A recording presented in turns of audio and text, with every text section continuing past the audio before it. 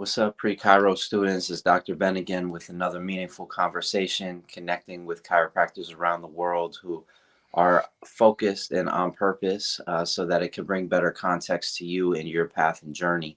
So today we have Dr. Kerith Powell from Jamaica originally. I would love to hear your story.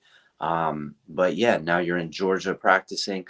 Can you just represent for where you were at when you left Jamaica to come to the States and study?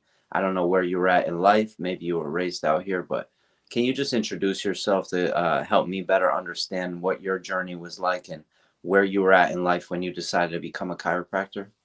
Absolutely, sure. Good day. Thank you for the invite into your show, Dr. Glass. This is a real treat for me. I'm going to introduce myself as Dr. Kerith Powell, chiropractor, founder of the Dr. Chris's Natural Remedies. I specialize in keeping your bones off your nerves and so that you can live a happy, healthy life and have your body do the things that you want to do throughout life. And I think that is the goal of living. Mm-hmm. Mm-hmm. As far as my background goes, I am Jamaican. I was born there. Um, my parents traveled a lot as ministers of the gospel, and as a result, I was able to live in 4 Caribbean islands with them, 5 since then total, and in 5 different states in the United States. Been practicing chiropractic since early 2000 and have seen all different types of practices, family, personal injury, and currently what I have is an integrated practice where we handle nutrition. It's a holistic practice, chiropractic. We do some work with Qigong and some Reiki masters in order to get to the other levels as well. Mm-hmm. Okay, awesome. Yeah, I have experience with Reiki and not enough with Qigong. It's something that's definitely high on my list of things that I'd like to dedicate myself to. But I think Qigong is actually really relevant to a chiropractor, but also to somebody who's thinking of going to chiropractic school and wanting to connect with the subtle energies of the body and get more familiar with how our bodies work through experience. Can you just talk about how you evolved? Actually, let's rewind a second. Why did you decide to go the chiropractic route? Chiropractic found me, and sounds cliche, and I'm sure that you've heard that before. However, in my case, it really is true. Excuse me. I spent 20 minutes with Dr. Jim Parker, founder of Parker College of Chiropractic, and that changed my life forever. Mm. There were 3 things that he told me during that meeting that um, really solidified it for me. It didn't matter what the cost was after I heard these things. Uh, the first was that people typically feel better leaving your office than when they came. And up until that point, I had been doing hospitality type work, and that was a goal there. And I drew pleasure and pride from that. The other was that I get to work with my hands every day, which is something that I also wanted to do. Originally wanted to be an architect and put erect structures and things like that. And the last thing he said was that I get to work with what he called innate intelligence. And when I figured out what it was based on what he was saying, it sounded like God to me. So coming from that kind of a background, I thought this would be the perfect career. Mm.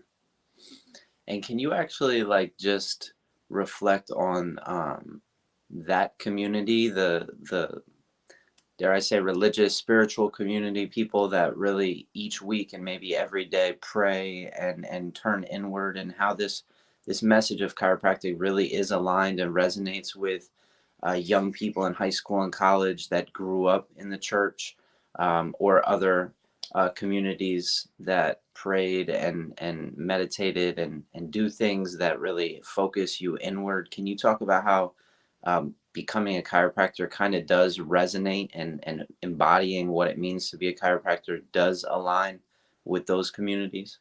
Sure. Well, let's start with the smallest particle, the atom. It's smart, it's got intelligence.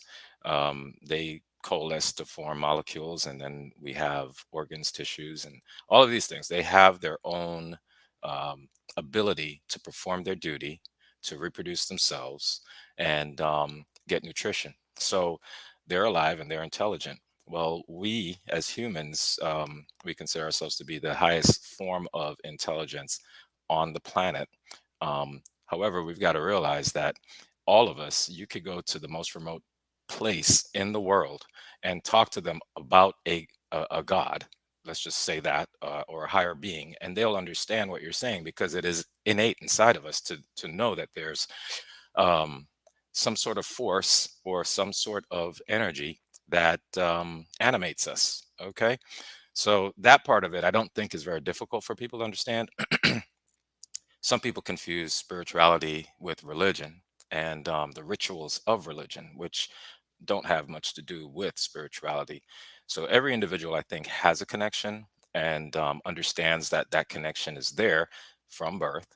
Now, as it relates to our everyday daily life, commute, sitting in traffic, going to work, and that sort of thing, a lot of people don't associate it with that. However, what you find is that people who spend time to what I consider meditation, all right, and that doesn't mean being on your knees and praying or anything like that, although that it takes that form. Um, People that do that, they're just nicer people. I'll just say that they have a better connection with themselves. They understand each other. Things don't frustrate them as easily, and so and even in chiropractic, you understand that it's the three causes of subluxation are trauma, toxins, and autosuggestion. And the autosuggestion portion is the part that we're talking about right now. Mm-hmm. Mm-hmm. Right on. So, what was your experience like becoming a chiropractor? Which school did you go to? You said in Oh yeah, Parker, actually. So, correct. what was the experience like there? What did you gravitate towards? Which groups did you really immerse yourself in, and how did it shape you getting out of school? What were the things that you really felt you came away with? Yes. So I went to Parker College in Dallas, Texas. It was Parker College of Chiropractic back then, and I joined the Delta Sigma Chi fraternity early in my career. It was 9 trimesters. I did it in the winter of 1997. It was try three for me. That was probably not the smartest time to do it when, if you look at it from an intellectual perspective. However, it was the exact right time from a spiritual perspective. It gave me everything I needed. The brothers were very, very generous with their time and their knowledge. And it made me and my class stronger and much more confident in our abilities to do certain things in chiropractic. It also gave me motivation to complete the basic sciences, because I was still right in the middle of all of that, without having hands-on chiropractic training at that time. But it kept the focus there. And plus the camaraderie of the alumni that would put their time and effort into us actives and help guide us and grow us, teach us some of the things that, and I don't want to say that they're not taught in school, because I also was faculty at Life University for about 14 years, and I know that the school tries very hard to get these messages across. However, when you're in that place and you've got 5 or 6 exams coming up and you've got to study for boards and all of that, it's very easy to miss some of those lessons. You may not be ready for them, and then you have to Mm-hmm. come and get those classes later on. Mm-hmm. However, um, the my interactions and my involvement in the fraternity just pushed me along those lines. The alumni, like I said, they gave us all of the tips that we needed, and so that was a great, great place for me to be. Mm-hmm. You said something really interesting early in your answer there, which was that once you joined the fraternity, it might not have been the best time intellectually, but it was the right time spiritually, and it really helped you and your peers, your student community. Can you talk about how important it is for students to support other students, or in what ways did it help your community, maybe the class that you were in, or maybe it was the group of individuals that you were in the fraternity with, but how does one individual being really focused and clear and on purpose with chiropractic um, ripple out to touch the others around them? That is easy to answer because the more people that are involved as intimately with chiropractic during school, and any club will do, I think, that has the focus of on chiropractic. What it does is it raises the bar for everyone else, and everyone else wants to come along. So they're there. We would have palpation parties, little cookouts and things, and bring speakers in, and Mhm. learning new techniques, and just a variety of opportunities in which to um, socialize, yes, but connect and share the experience of chiropractic school. Because remember, now everybody's coming from a different background, so you also get to learn some things. That you might have a third generation chiropractor in the group. You might have someone who got recruited and never ever been adjusted before they've matriculated, right? So all of these things come together, and then just everyone benefits from that. Mhm. Absolutely. So, what did you go back to the education, or what did you go back to teach at Life University? What were you up to there for 14 years? That's quite a while to be at such a dynamic school. And how did you find yourself involved there? That was another miracle. I was in New York City, working a large 20-year-old at that time, personal injury practice, very successful. And and my wife and I decided that we were going to move down to Georgia. We were just about to start a family, and being Jamaican, I'm used to more space. So New York wasn't going to provide that for us, and she also. So we came down here, and doing my due diligence, I thought I had everything lined up to work with someone. That did not work out, but Life University somehow sent me a letter asking me to apply for this position, and I did. Um, Interestingly enough, I missed the first interview date, um, because my wife was graduating and from med school, and I went down to her graduation. I got another letter asking me to come back and interview again. I did. They offered me a position there as faculty clinician, which means clinic doctor to those of you in school, and I took it. And I was under the supervision of Dr. Steve Merchant, who just recently passed away. He was a great influence on me because he taught me a lot about leadership and how to handle other difficult types of situations, things that I hadn't been placed in before. But the whole community at Life University, from Dr. Riekman when he was there, all the way down, Dr. Scott's keeping it up, was supportive. Regular training, always pushing to be better, expanding, growing, spreading the word of vitalism and chiropractic. Quite a great opportunity. So Mm. I saw the students that were in their last 6 months of education. So I was able to give them a lot of freedom within the confines of the rules of the school and the CCE and all of that, to practice the way they wanted to practice when they got out of school. And I would guide them along those ways, and whatever it was. Some people were single technique minded individuals. Some people were, let's get a toolbox together kind of uh, approach, and then others were tonal. And you have to really navigate the politics of all of that when it comes to taking notes, documentation, and making sure that your files are ready to be inspected. Mm. That was what I spent my time doing. I enjoyed it thoroughly. I still Mm. have a few students that I keep in touch with through social media means, and it's that was a real blessing to me. It sounds like it was a real gift to the students too, just because my experience wasn't working with somebody like you that was giving freedom to practice how I wanted or how I saw myself eventually going to practice. That takes a real special situation. I feel like it's not the most common experience, but can you talk about what was like the thing that you really did emphasize for those people that were in the last 6 months of the program to prepare themselves mentally? maybe even spiritually for this graduation process into the real world? Okay, it was different for everyone, but one of the things that I found to be needed was a conversation around present time consciousness. When you're with a patient, it's very I think you get better results if you're present with them, start to finish. All right.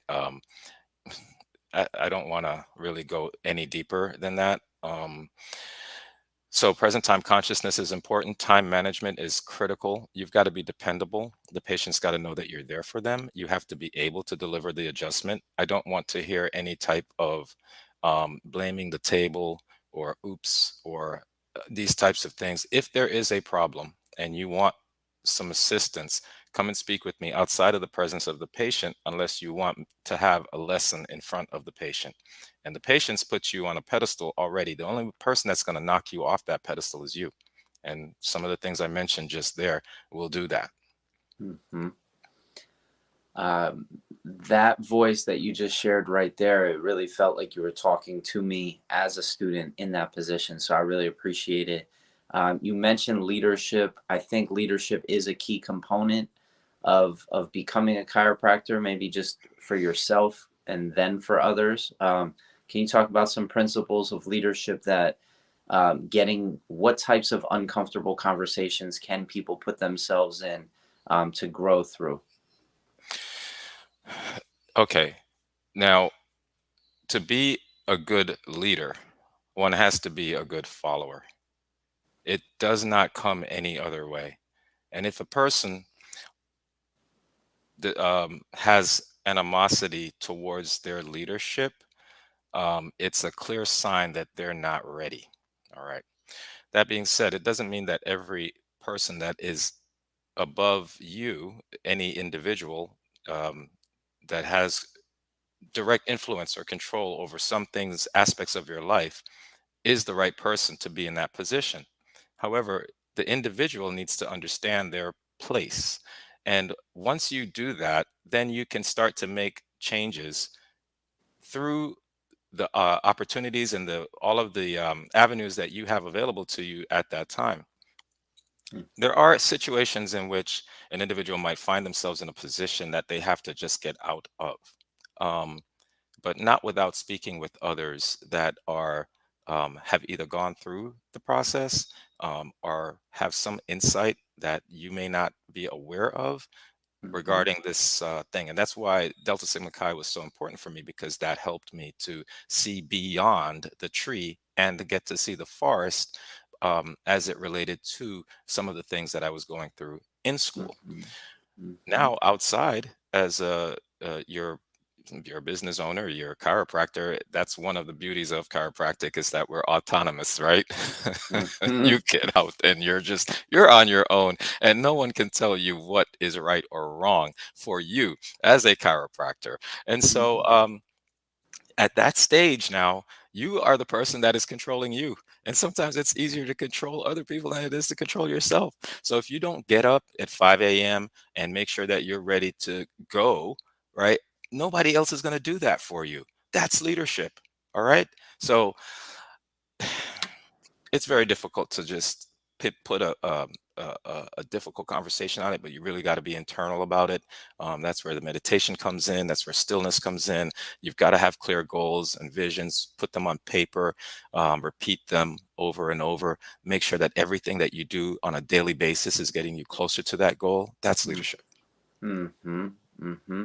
Absolutely. And I think that we need to challenge the people younger in the process, meaning they might be older than me going to chiropractic school in 6 months to a year. It doesn't have to be necessarily young person, but younger in the process, so that they can prove to themselves that they can show up in moments where they need to show up, and it's not easy, and they can learn through experience, really expand through experience, I like to say. Hmm.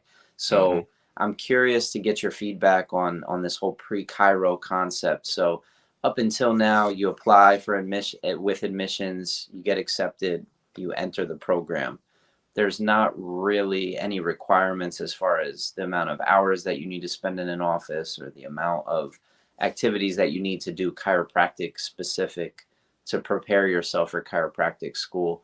I'm basically proposing and going to introduce the opportunity for students to really think of it as a 5-stage process to get there, to establish a strong foundation first, and then to really develop some basic skills second, and then to go and apply their learning third and experience it in the field, and then fourth to learn through leadership, and then fifth just do an independent study capstone of whatever is really of interest to you at that point. Hmm. Can I get some feedback on um, what that looks like in your head, just hearing it for the first time, Hmm. for a prospective student to prepare for chiropractic school? I I've heard it. Actually, it's not the first time I've watched your show. So I've gotten some ideas from you. I've kind of I haven't heard it laid out exactly that way.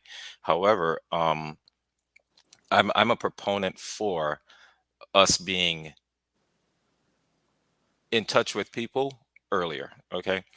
Um, and that includes high schools. It includes OBGYN offices. It includes prisons. Okay, there are places where chiropractic isn't ubiquitous now that need chiropractic in it, and Mhm. so I'll just share with you this part of my story getting to chiropractic as it relates to what you just asked me. I played soccer all through high school and college, and I was about 20 years old when this happened. And it was getting more difficult for me to play soccer because I was having this toe injury on my right foot.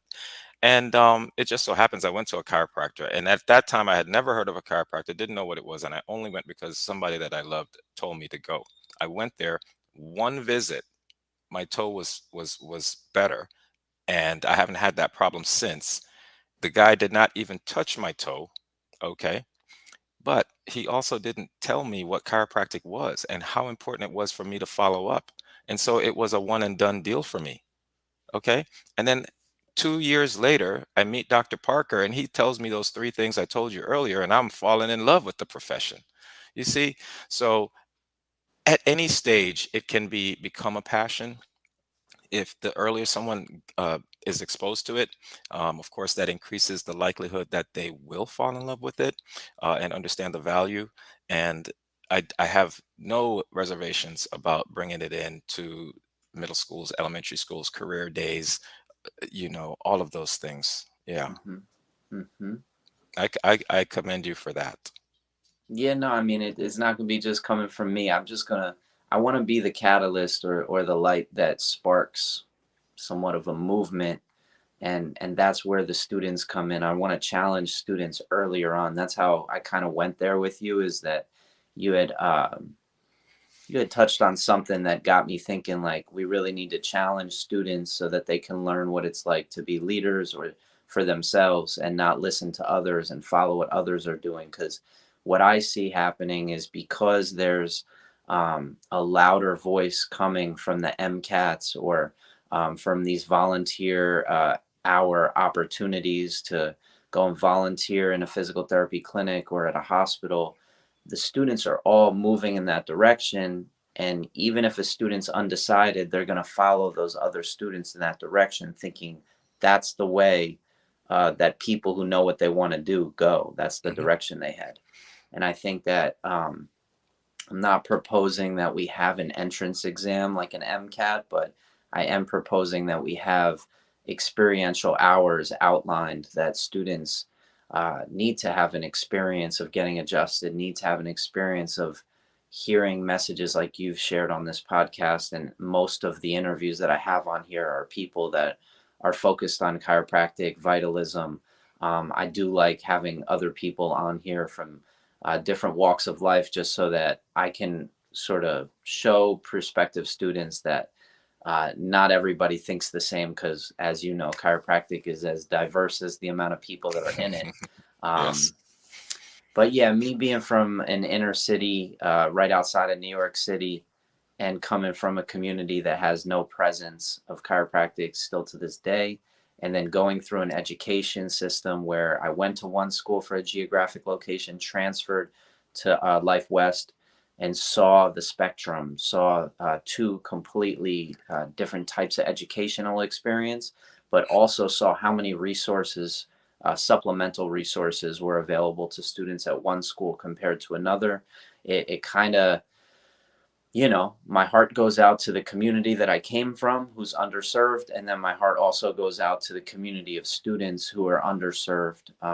Even at the schools that have tons of resources, I still feel like they're underserved in regards to a better structure, which is why I'm trying to bring in this pre-Chiro thing. Because I think that if you arrive at school already familiar with Qigong or SOT or the chiropractic principles, then you're able to fully embrace the challenges and go through these really difficult times where you may suffer, but you see, like you said, the forest beyond the trees. So um, I just appreciate you leveling up the vibration on this conversation so that I could really communicate this clearly, because I do believe that you have a lot of answers and solutions in the way that you talk and think about things. And there's not a lot of people that are solution oriented in their thinking, right? And Well, I so, was going to say the same thing about you, because what you just shared with me, that should be captioned and sent to every president of every chiropractic college. In fact, every high school, every undergraduate school that has a physical therapy type department, so mhm, that the students do get the broader spectrum and understand that there's, and the way I'd like to phrase it, especially to my older patients, right? Because, you got to realize, right? These people are 80 years old and they want to remain active and so on and so forth, right? Um, they they there's a spectrum. If you consider zero, a line from 0 to 100, and 100 is a 100% life, so we call that birth, and then zero is the end, death.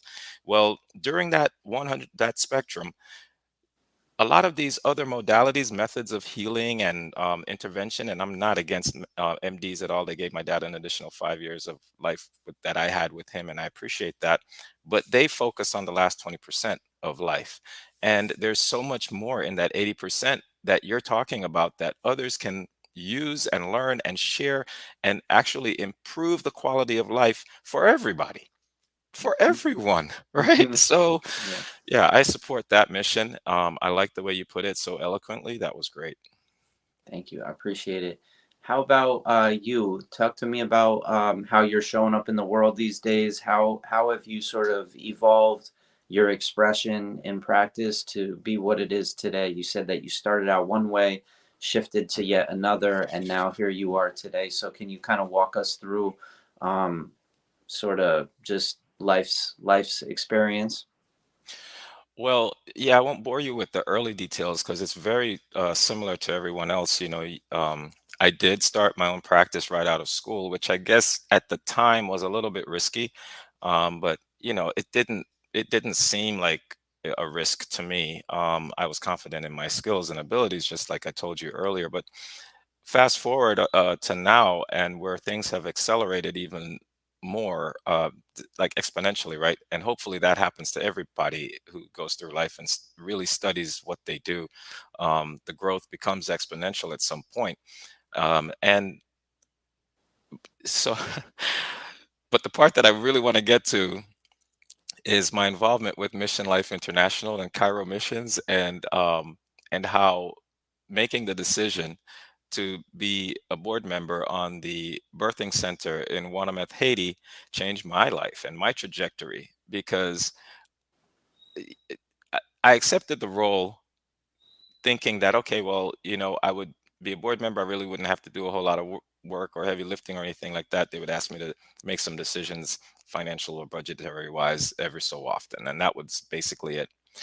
Then we were going to have the grand opening in June, and I was going to go down to Haiti to help cut the ribbon, take some pictures, meet the mayor, and all that kind of stuff. Well, it turns out that Dr. Morgan had a different idea, and he had about 40 uh, people. Some were chiropractors, some were students, and we were all down there, and we ended up setting up tables in some of these mud villages under in city squares, and people would come because they called us.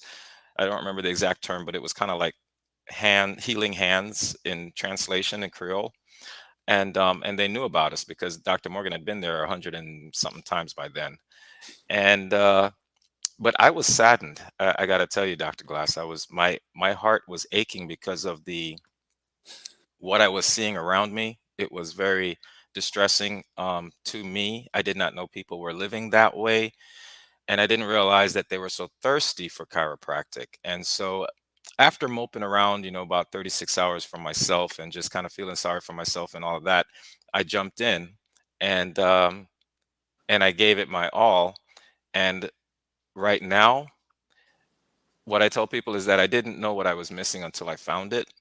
And serving people in that way, whether it's Haiti or Jamaica or anywhere else, people that don't have access. I mean, we're not talking about they, you know, small access. We're talking about no access to chiropractic care. You get to put your hands on these people.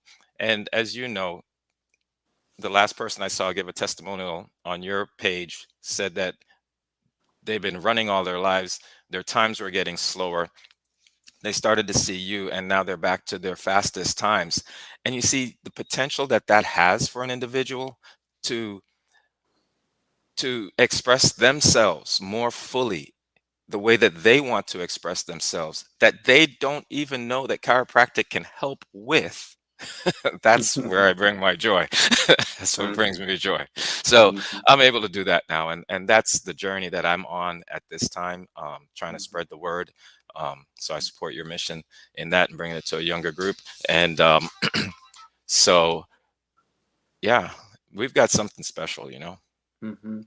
So, yeah, just to share really quickly, when I got out of, or when I was a senior year in chiropractic school, I just went with a friend, actually two friends, to Mexico on our own trip.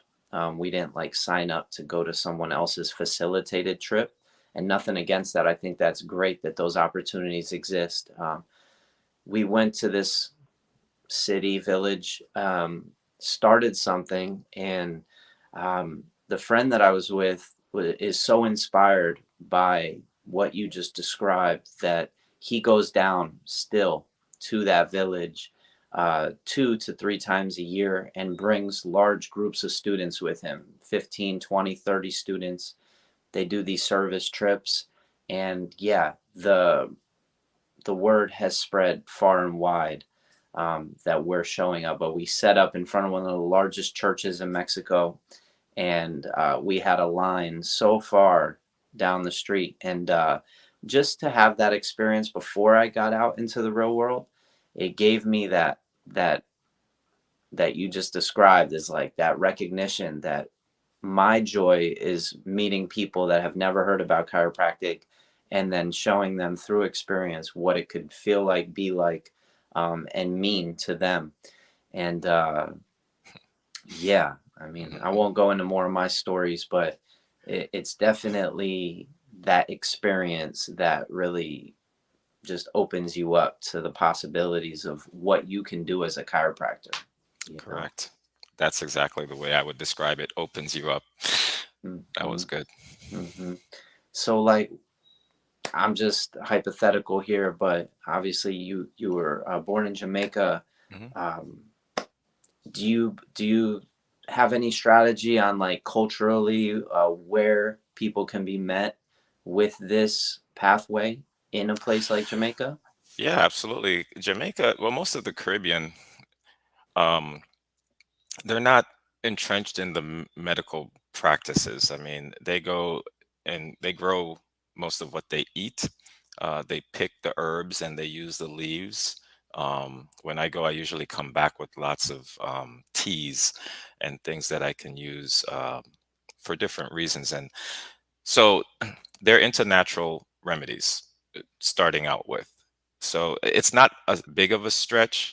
I think the hardest hurdle is that, and it's the same in the States, I think, is that folks one adjustment to fix everything, right? So they come in and they're like, okay, doc, it hurts right here.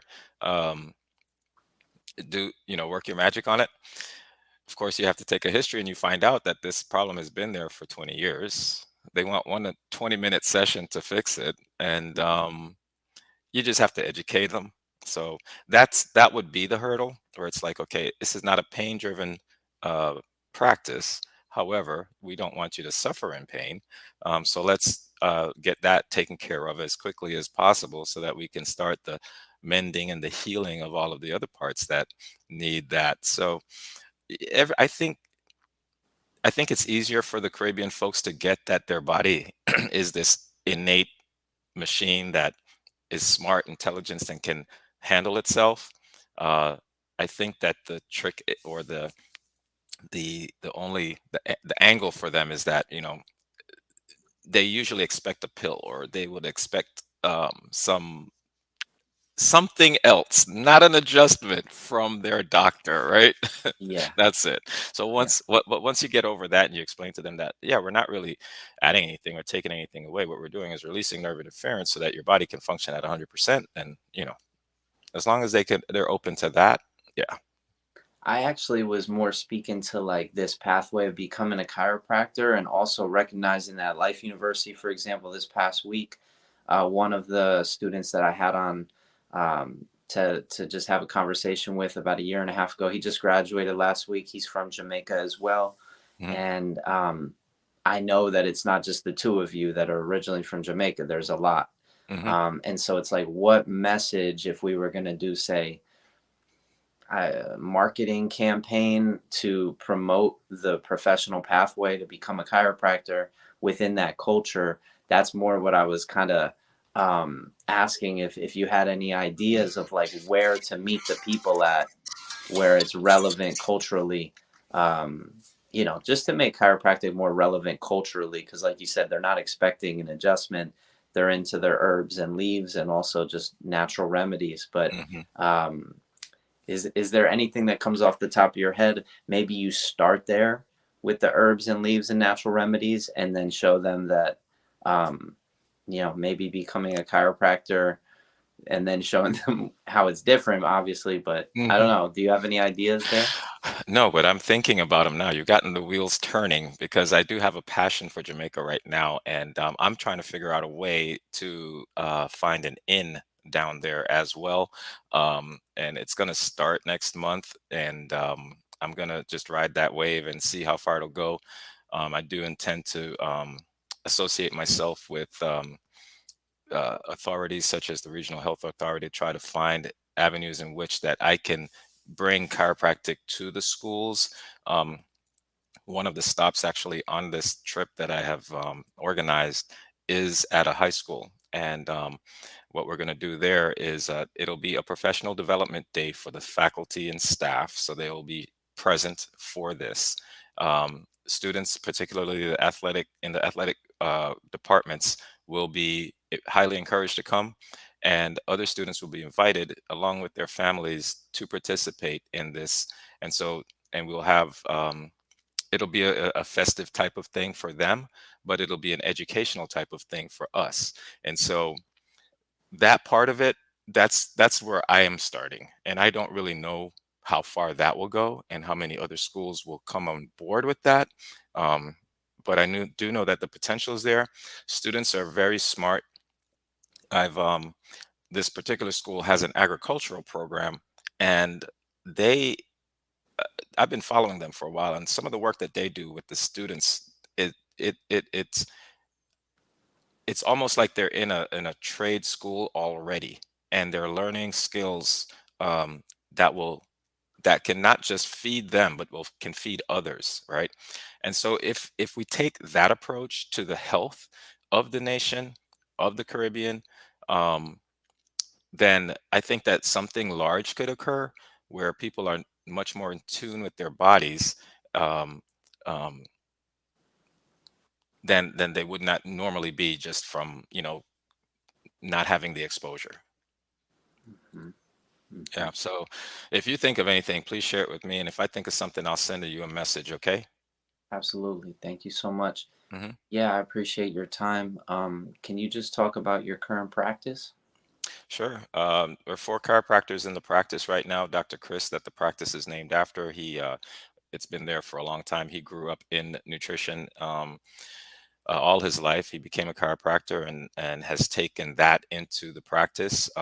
When I took it over in 2015, um, uh, I found, well, you know, they found me, two great students at the time, Dr. Rhonda Ward and Dr. Jared Friebel. They joined the team. I have an excellent front desk staff. They are committed to the patient's care and well-being. So, that whole energy that you get when you call or you email or this and that, um, what we try to do for everyone that comes through the doors or picks up the phone is give them that warm family feeling. Um, Now, Dr. Rhonda, she's also a naturopath. And Dr. Friebel, he does the physical therapy or the what we call therapeutic activities in the office. We do use the modalities in some cases because we work with patients that are um, uh, either post-surgical or pre-surgical. Um, some people have cognitive and uh, uh, um, um, neurological disorders and things like that. So we try to get them so that they can function at a level where they're not a burden on their families and things like that. So there are a lot of different facets to the practice. I practice chiropractic only. I'll occasionally use the cold laser or the e-stim machine, depending on the case. But it's mainly chiropractic, and my technique in analysis is Thompson. Most people, if they're students of chiropractic, will know what that is. But that doesn't limit me to the delivery of the adjustment from the Thompson technique. So I do about 8 different techniques, including network spinal analysis, SOT, activator. Um, Full spine diversified and all of that. Mhm. Extremities, I think, are important. If you're using your body incorrectly to reach for things, it affects the spine. And I know I have a lot of chiropractor friends that only deal with the spine. I feel like the extremities are just as important. They send these little proprioceptive signals up to the brain, and then how it's a chain. So that's my approach, and that's the way that we handle the practice now. Mhm. And I'm very, very happy with it. Awesome. Awesome. What kind of community are you serving? I'm in Snellville, and that community is growing, and it's in a county, the Gwinnett County area here in the Metro Atlanta area, one of 5 counties. And the diversity in this county is great. We've got people from all walks of life and all nations, and it's really nice to be a part of that. In that sense, it kind of reminds me a little bit of New York, where you can get authentic Indian food, authentic Mediterranean type foods, things like that from people that actually grew up there, lived there, and they know the type of seasonings that you need to put in there. It's not Americanized, right? Yeah. So I love that. And that's a very that's a joy for me. But we also have people that drive from Alabama, people that drive from North Carolina to come and see us and people that call us from overseas. So we have people in the UK that get consults from us, just because of the work that we do and the great patients that we have that give us referrals and things. So very happy with the scope of the practice right now. Probably need to do a little bit of expansion. We're just right at that place, where your pants start to get tight. So, or we need to do a little expansion, but I trust God. I don't worry about anything. I believe that our steps are led, and I believe that there is uh, guidance available to us if we seek. So, um, yeah. Mm-hmm. Mm-hmm. Wonderful. That's awesome. Yeah, no, it's a great example of what it's like to work in an integrated practice where you stay in your lane, other professionals stay in their lane, but you all co-manage and work together to help patients in more complex scenarios. So, Mhm. um, can you kind of elaborate just a little bit on how that dynamic works, or um, why chiropractic could be beneficial in maybe ways that our viewers are not familiar with. You had touched on pre-surgical, post-surgical, neurological damage, and or cognitive Mhm. changes. Yes, and those were I was referencing those in terms of the therapeutic activities that we offer. But for example, Dr. Chris handles a lot of cancer cases. Um, you know, these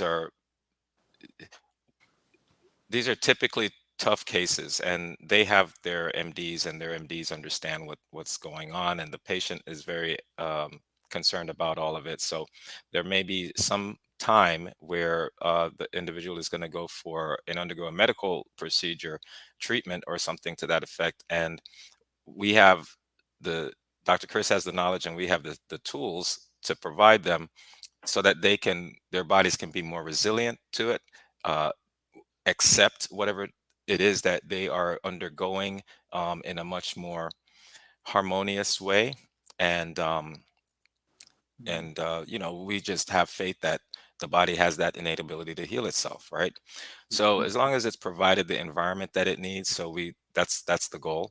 Now, as far mhm, as the dynamic, so if an individual calls us, let's just say they got our number off the web and don't know anything about us and hadn't gotten a referral, the front desk is trained to offer them the provider that they think is going to be the best fit for them. So that appointment will be scheduled, and the provider may then feel that they need to bring one of the other providers in, or refer them to the other provider and take their hands off of that case. mhm, Those decisions are made by the provider on an individual basis, and so it's hard to really tell you that this is how that works. mhm, So, but what happens, that whole dynamic, when that occurs, it's seamless. The patients are made aware of what the plan is, because they will have had the examination, they would have had the report of findings, and in the report of findings they would have been told exactly what this provider thinks is best for them, and they of mhm, course get to make the decision. We don't do contracts or anything like that. This is all it, we put the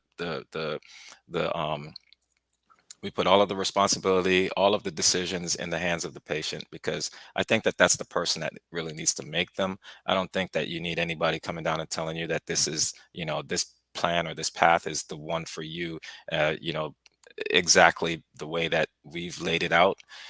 Everyone is different, and I think that they should be given that respect in order to help make their own decisions. And if they have questions, that we answer them honestly and openly. So that's the way that we operate there. mhm, mhm. Awesome. All right, great. Any last thoughts or interest in exploring any last topics before we sign off? Anything that you want to bounce off of me, or anything that you wanted to explore? Well, no, I don't really have anything else to add. I just want to say again that I do love the approach, bringing chiropractic into the undergraduate setting, into the high school setting. And I think that the more, because the students themselves will get some exposure and maybe learn a few things, but their brothers and sisters and their parents are also going to be involved in that process too, and that can only benefit the profession and allow more people to look at us uh, with open eyes, okay, and an open heart and open mind. All right, so I commend you on that, and I would really like to appreciate. I'd like to express that to you now. Thank you. I appreciate it. Yeah, it's it's what gives me this sort of inspiration. It's what lights a fire within me each day to know that I've kind of stumbled upon this purpose that, quite frankly, I don't see anybody talking about or talking about enough. And it remains with me. I mean, you hear sometimes that the ideas or things that remain with you over an extended period of time, or that's your purpose, or that's the thing that really you want to hold on to and embrace, and not wonder why is it still here. But yeah, I mean, back when you said third trimester is when you started pledging fraternity. Third quarter is when I started working on this project. That was about 12 years ago. So Oh, it's crystallized quite a bit. I would love to see it reach even 10% of what I think it's capable of reaching. But I'll leave you with this. I'm not sure I have shared this with you. Is the big idea of BJ. The ripple effect, the butterfly effect.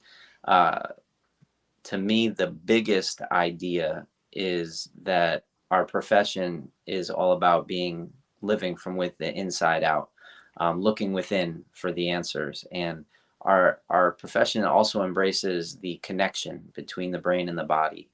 And the brain, metaphorically, is our schools, our organizations, our political associations, our student ambassadors at certain schools, or our student leaders, even our student groups. These are, to me, like the brain. okay. And the tissues are our students, are our teachers, our guidance counselors in high schools, our guidance counselors in college, are the students in college that need chiropractic care who have no Mhm. idea that they need it, and so on and so forth. That's the ripple effect, to me, that's possible if we get some interconnection going on. Then we can heal that subluxation, that disconnection between our schools and our students. And I'm not just talking about one school and their students. I'm talking about one school and students else. Like, I don't know if you heard this week, Palmer West announced they were going to close their doors. Yes, sir. And to me, that represents a lack of interest in the profession, a lack of, I think every school should probably be overflowing with applicants and having to turn people away, but instead we don't have enough applicants. And I believe it stems from within, right? It's not about perpetuating the same narrative that, people don't see eye to eye. Some people want to introduce medicine, some people want to keep it pure chiropractic, and they just can't see each other. But it's like that's a distraction from like us creating solutions Exactly. and initiatives, and like what can we do, right? Because that's what chiropractic's about. It's not about suppressing like what's wrong, but it's like promoting what's right. And what's right is that we have amazing chiropractors such as yourself, who I just randomly connected with on, a call to talk about these deeper issues. But Mhm. my thing was like, okay, if you're in a club and you have a particular interest and you want to become a chiropractor who practices one technique, why aren't you in touch with students at other schools that are studying the same exact technique, have the same kind of passion, and why don't you collaborate on a project that leaves a better body of work available to that next generation? And so anyway, I just see generation after generation this perpetuation of, you know, this subluxation, this big, huge, the biggest idea for me in the profession is that. I love it, man. Yeah, you got my support. I appreciate it. I appreciate it, but it's like, what's your The schools are feedback on it? subluxated. Well, my feedback is the schools are subluxated. I think, I don't know the whole story about Palmer West and why they closed, but from what they posted, it has something more to do with their location and the amount of resources that are necessary to go to that school just because of its location and that sort of thing. That's what I got. I don't know that to be the case, but they have Palmer and Davenport, and then they've got the one in Florida too. So, and they seem to be doing okay there. I know before I left Life University, we were doing fine. We were enrolling large quantities, large numbers through recruitment efforts and other means, just by being the largest chiropractic school. I also know that um, there are efforts to do chiropractic in Europe, and the fraternity had actually reached out to a school in Germany and had a chapter out there for a very short time. So, but I think that what you mentioned about the inside out thing, that's where my approach is with chiropractic as well. I believe it's above down, inside out, and I believe that the whatever disconnect that we find between administration and the actual delivery of the education to the prospective chiropractor um, is caused by agencies. We're talking about any type of agency you can think of that wants to control people, and so unless the program were longer and the time was more free to share chiropractic, the story, the power of it, and to practice the art of it, and to get into some of the science of it, then we, that will all of that learning will be necessary outside of the classroom. And I learned that early on. You just expressed that, so it's not a secret, okay? But it does require work. It requires people like you to go out and talk to the students, or share, or at least make the information available to them. And then it requires sometimes people like your friend who took the trip to Mexico and now brings students with him to open up the hearts and minds of some of the people that have already made the commitment to chiropractic. Okay. Mm-hmm. So all of that, and then and the part that really excites me about your program is the earlier stages. It's the part where they are being introduced to chiropractic through people that are passionate about chiropractic prior to them getting any sort of um, all of those other things that other people might say about what we do. um, Mm-hmm. Let Mm-hmm. them decide for themselves, because everyone innately, I think, understands chiropractic. It's really not that difficult to get. Mm-hmm. The resistance is the educated mind. Well, okay, you're supposed to take a pill, you're supposed to have a surgery, or this can't be so easy, all of those doubts that come into their minds. I think that's what messes them up. But you know if we continue to do what we're doing, in the last 20 years, man, chiropractic has changed so much in just the way that I've been experiencing it. At first, I used to have to really, really go out and make sure that people heard me, right, to even give me an opportunity to work on them. And now people are seeking us out, and the students don't really understand, I don't think, the value, how much um, ahead they are as it relates to um, the general public coming to their offices, versus 20 years ago. So I'm Mm-hmm. hopeful. I'm Mm-hmm. hopeful. I know that you're doing your part, and I appreciate you bringing me on. Mm-hmm. Absolutely.